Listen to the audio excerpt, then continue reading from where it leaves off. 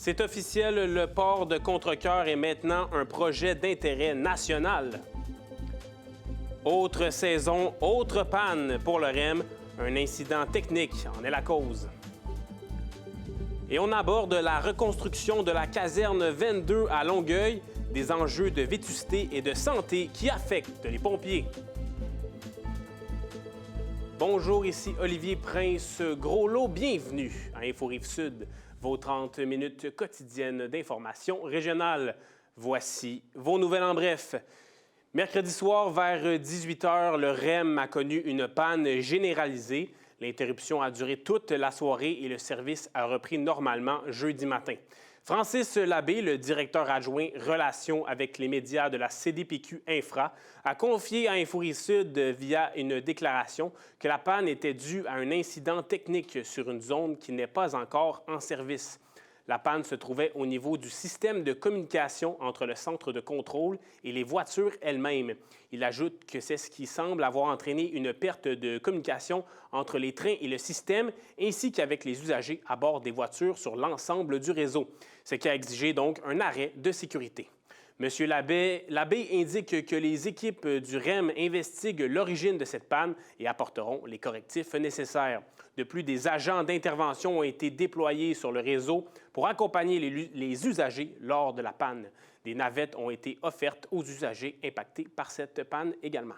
Le REM affirme être désolé de la situation. Tout le personnel requis sera mis à contribution pour cerner les origines de cette panne et éviter qu'une telle situation ne se reproduise. C'est ce qu'a conclu M. Labbé dans sa déclaration. Restons dans le thème du transport. La grève du syndicat du transport de Montréal, plus précisément des employés des services d'entretien, sera en cours du 22 septembre au 5 octobre, à moins qu'une entente ne soit conclue entre le syndicat et la STM d'ici là. La potentielle grève perturberait le service des lignes de métro à Montréal, s'y comprend aussi la ligne jaune rattachée à la Rive-Sud. En cas de grève, la STM indique que les horaires de bus et métro seront restreints les lundis, mercredis et vendredis. Les heures de pointe ne seront pas impactées. Le métro serait donc ouvert entre 6h30 et 9h30, entre 14h45 et 17h45 et entre 23h et l'heure de fermeture habituelle du métro. Le service du transport adapté est maintenu durant la grève. Et bonne nouvelle pour les amateurs de pickleball. La ville de Candiac a annoncé par voie de communiqué le début des travaux visant l'aménagement de 8 terrains de pickleball au parc Fernand-Séguin. Ces travaux totalisent un montant de 1,39 million de dollars. Des conseillers municipaux ainsi qu'un employé de la ville ont accompagné le maire Normand Diotte qui a donné le coup d'envoi pour la réalisation de cet espace sportif lors d'une pelletée de terre symbolique. Les futurs terrains seront aménagés à proximité des terrains de soccer du parc Fernand-Séguin, un emplacement central et accessible. Le chantier amorcé en septembre vise une mise en service à l'été 2026.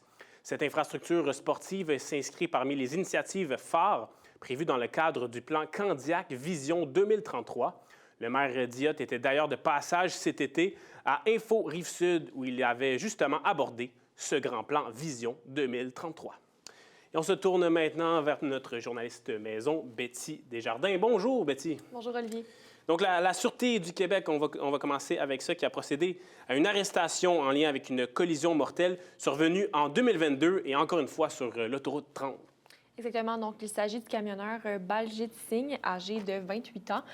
Donc, la collision mortelle impliquant un camion poids lourd était survenue le 19 juillet 2022, donc sur l'autoroute 30 à proximité de Brossard. Le suspect aurait fui le pays après l'incident. Selon la SQ, après plusieurs mois de démarches d'extradition, les US Marshals ont arrêté le suspect le 21 août dernier, donc en vertu d'un mandat d'arrestation émis par les autorités américaines. D'après nos informations de l'époque, la porte-parole du corps policier, donc Catherine Bernard, aurait indiqué que le conducteur du poids lourd roulait en direction est lorsqu'il a percuté donc, les 7 véhicules qui avaient ralenti donc, à proximité d'une zone de travaux. Et voilà encore l'autoroute 30, il y a encore un véhicule lourd. Malheureusement, ça revient beaucoup dans l'actualité dernièrement. Ce cas-ci, donc en 2022, combien de morts et de blessés cette collision avait-elle causé, Betty? Donc, il y avait eu 2 morts, un jeune garçon de 11 ans, Loïc Chevalier, et sa mère âgée de 42 ans, Nancy Lefrançois. Il y a également une dizaine de personnes qui avaient été blessées. Donc, les enquêteurs de la Sûreté du Québec devraient interroger le suspect. Il devrait également donc passer en cours ce jeudi au Palais de justice de Longueuil, donc par visioconférence. Il fait face à des accusations de conduite dangereuse causant la mort et également conduite dangereuse causant des lésions corporelles. Et c'est très malheureux parce que quelques semaines, 3 ans plus tard, en 2025, donc une autre mère et son enfant qui sont également décédés sur l'autoroute 30 en raison d'un poids lourd. Prochain sujet maintenant, l'expansion du port de Contrecœur. C'est officiellement un projet d'intérêt national. Oui, donc le premier ministre du Canada, Mark Carney, a fait l'annonce ce jeudi donc, en conférence de presse. Il aurait demandé donc, au bureau des grands projets de collaborer avec le port de Montréal dans le but de déterminer comment faire avancer les travaux d'aménagement portuaire donc, du terminal de Contrecœur. Voici ce qu'il a expliqué.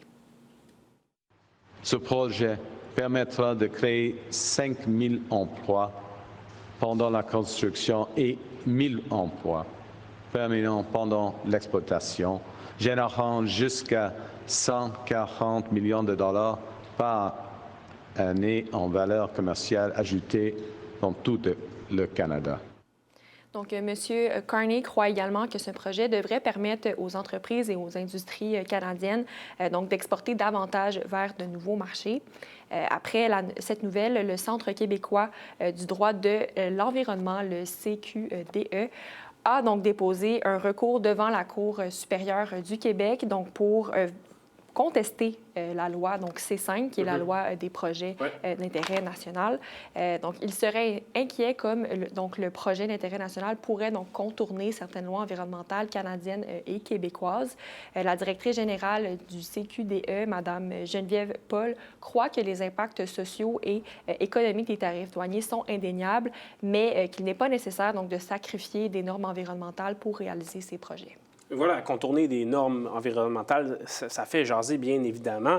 Et ce n'est pas seulement le CQDE qui est contre.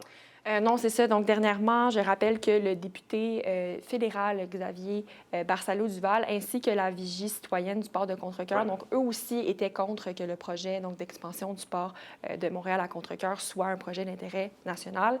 Je me suis entretenue dernièrement avec la porte-parole Hélène Reeve à ce sujet. Donc, voici ce qu'elle avait à dire.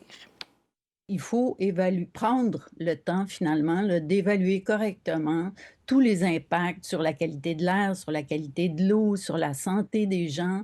Et il n'y a pas d'urgence, en fait, à ce que ce projet démarre parce que la quantité de conteneurs qui est manipulée au port de Montréal, elle est assez stable, et même dans les 10 dernières années, et elle a diminué dans les 2 dernières années.